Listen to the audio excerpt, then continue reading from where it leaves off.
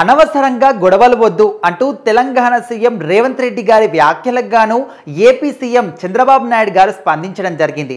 అయితే రీసెంట్గా జలాశయాల విషయంలో కృష్ణా గోదావరి నది జలాల విషయంలో తెలంగాణ సీఎం రేవంత్ రెడ్డి గారు స్పందించడం జరిగింది. ముఖ్యంగా గోదావరి బనకచెర్ల ప్రాజెక్టుకు సంబంధించి అభ్యంతరం వ్యక్తం చేస్తున్నాము అని చెప్పేసి రేవంత్ రెడ్డి గారు అన్నారు. సో దీనికి గాను ఏపీ సీఎం చంద్రబాబు నాయుడు గారు స్పందిస్తూ గొడవలు సృష్టిస్తుంది మీరు, ఇక్కడ ప్రజాస్వామ్యం కోసం ప్రజల కోసం మనం పనిచేస్తున్నాము, ఏ విధంగా చేస్తే ఏ పనులు చేస్తే ప్రజలకు మంచి జరుగుతుంది, ఏ విధంగా ముందుకెళ్తే మన రాష్ట్రాలు అభివృద్ధి చెందుతాయి, మనం ఎవరము ఏ పని చేసినా కూడా మన రాష్ట్రంలోని ప్రజల కోసమే కదా, రైతుల కోసమే కదా, నీళ్ళ కోసమే కదా.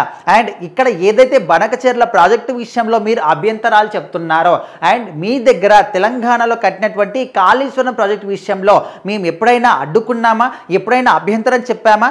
ఎందుకంటే ఏ ప్రాజెక్టు కట్టినా కూడా మనం ఆలోచించి 100 రకాలుగా ఆలోచించి ప్రజలకు ఏ విధంగా మేలు జరుగుతుంది, ఈ ప్రాజెక్టు వల్ల ఎన్ని ఎకరాలకు సాగునీరు వస్తుంది, ఎన్ని ఊర్లకు తాగునీరు వస్తుంది అనే విధంగా ప్రయోజనాల కోసమని మనం ప్రాజెక్టులు కట్టాం. కాబట్టి మేము కాళేశ్వరం ప్రాజెక్టు విషయంలో ఎప్పుడు కూడా ఒక్క అభ్యంతరం కూడా తెలియజేయలేదు.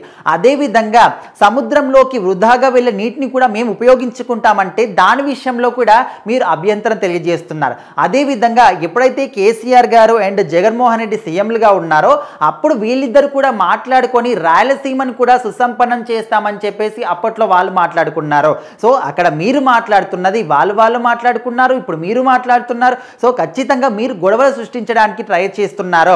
ఇందులో ఏ మాత్రం కూడా కరెక్ట్ కాదు ఇది. ఎందుకంటే ఇక్కడ మీరు మాట్లాడుతున్న బనకచెర్ల ప్రాజెక్టు విషయంలో కావచ్చు, లేకపోతే మిగతా ప్రాజెక్టుల విషయంలో కావచ్చు, అన్నిటి కూడా మీరు సరిగ్గా మాట్లాడితే బాగుంటుంది.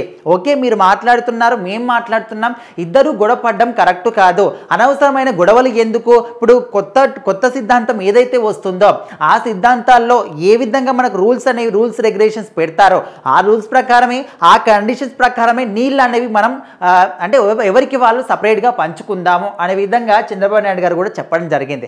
ఏదేమైనప్పటికీ ప్రాజెక్టుల విషయంలో, జలాశయాల విషయంలో, జలాల విషయంలో మనకు గొడవలు వద్దు. అనవసరంగా మనం మాట్లాడుకొని మీరు అంటున్నారు నేను అంటున్నాను ఈ విధంగా కాకుండా, మీరు అన్న మాటలకి నేను మాట్లాడడం, నేను అన్న మాటలకి మీరు మాట్లాడడం, ఈ విధంగా కాకుండా కేంద్ర ప్రభుత్వం నుంచి మనకు కొన్ని రూల్స్ అండ్ రెగ్యులేషన్స్ వస్తాయి.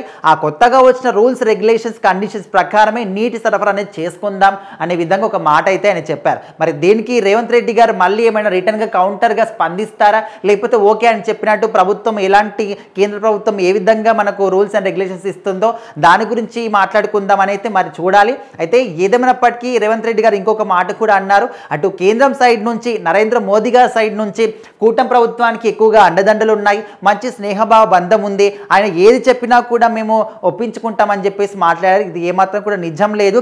ఎందుకంటే ఆయన ఓన్లీ మన తెలుగు రాష్ట్రాలకే కాదు, దేశం మొత్తానికి కూడా ప్రధాని.